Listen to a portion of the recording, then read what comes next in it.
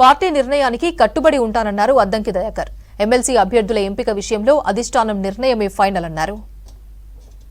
MLA MLC అంశంలో party తీసుకున్న నిర్ణయం పట్ల చాలా మంది నా అభిమానులకు తర్వాత పార్టీ అభిమానులకు కొంత ఇబ్బందికరమైన పరిస్థితి వచ్చి ఉంటది.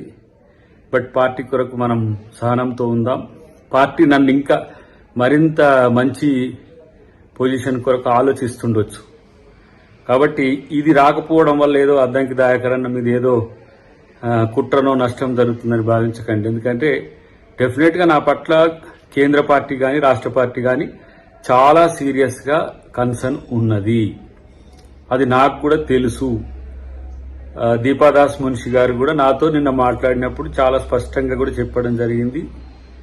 కాబట్టి పార్టీ యొక్క విధేయునిగా పార్టీ నిర్ణయాలను గౌరవించాల్సిన బాధ్యత నాపై ఉన్నది.